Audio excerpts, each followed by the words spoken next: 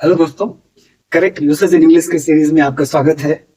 आज की वीडियो के लिए मैं लेके आया हूँ correct usage in English book से एक छोटा सा कंटेंट जिसमें हम पढ़ेंगे एलोन, लोनली और लोनसम के बीच में क्या डिफरेंस है। क्या इन तीनों शब्द का मतलब एक है? क्या इसको एक दूसरे की जगह पे यूज किए जा सकते हैं, या इनका करेक्ट यूसेज कैसे किया जाता है इंग्लिश में? इन तीनों ही वर्ड्स का करेक्टली कैसे यूज किया जाता है, इसके बारे में हम आज डिस्कस करेंगे। देखिए, ये तीनों ही शब्द लोन, लोनली और लोनसम एक ही शब्द से रिलेटेड है। दैट इज लोन मतलब अलोन, अकेलापन। तीनों शब्द अकेलापन से जुड़ा हुआ है। अकेलापन मतलब एक अकेला होना, मतलब without being anyone else present, मतलब आपके साथ कोई और नहीं है तो आप अकेले हो, राइट। इस अकेले को ही डिस्क्राइब करता हुआ ये तीनों ही शब्द है, बट तीनों ही शब्द में थोड़ा सा फर्क है। जैसे कि पहला वर्ड है अलोन। अलोन एडजेक्टिव और एडवर्ब दोनों की तरह इस्तेमाल होता है। क्या कह रहा हूं? अलोन एडजेक्टिव भी है और एडवर्ब भी है, जबकि वहीं पर लोनली और लोनसम केवल एडजेक्टिव है। अब यहां पर एक कंफ्यूजन लगता है कि लोनली, अब देखिए वर्ड में LONELY लास्ट में LY लगा हुआ है, तो जनरल टेंडेंसी रहता है कि LY लगा हुआ तो एडवर्ब होगा। लेकिन यहाँ पर ये बात को ध्यान देना है कि लोनली शब्द के लास्ट में LY भले ही लगा हुआ है, बट ये एडवर्ब नहीं है, ये एडजेक्टिव है। इसीलिए स्पेसिफिकली लिख दिया गया है lonely is not used as an adverb. ये ध्यान देना है।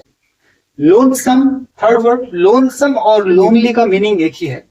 जहां पर आप लोनली यूज करते वहां पर आप लोन सम भी यूज कर सकते हैं।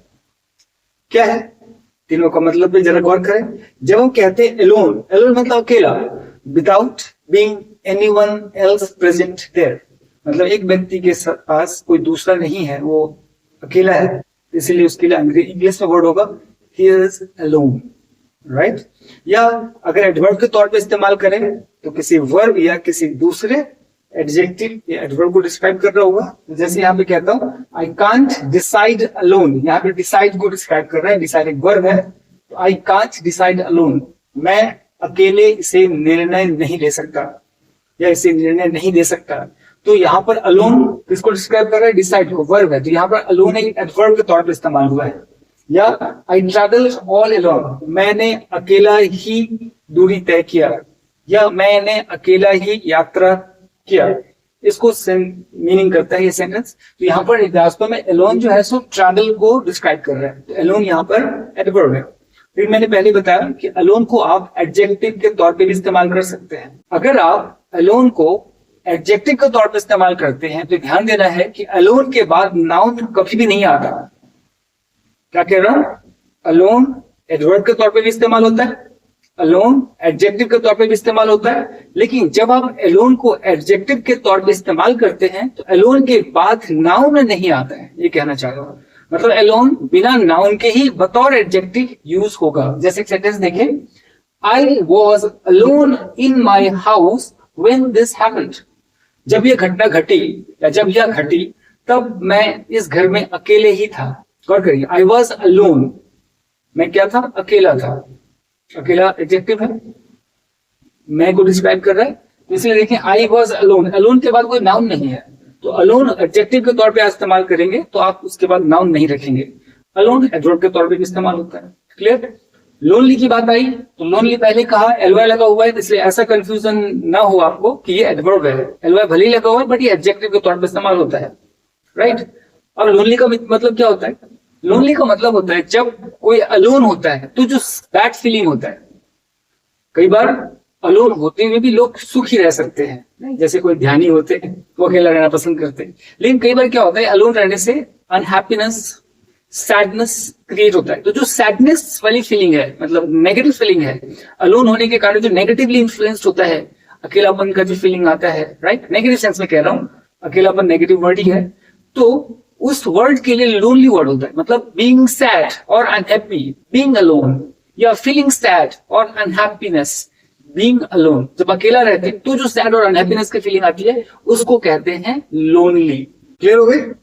लोनली का मतलब हुआ, यहाँ पे लिखा हुआ है लोनली मतलब ये एडजेक्टिव के तौर पे होगा, being alone and therefore sad and unhappy. Sad and unhappy, क्या कह रहा हूं, लोनली मतलब एडजेक्टिव, मतलब being alone and therefore sad and unhappy, अकेला होने के कारण जो सैड या अनहैप्पी हो फील करता है, उसी फीलिंग को हम कहते हैं लोनली।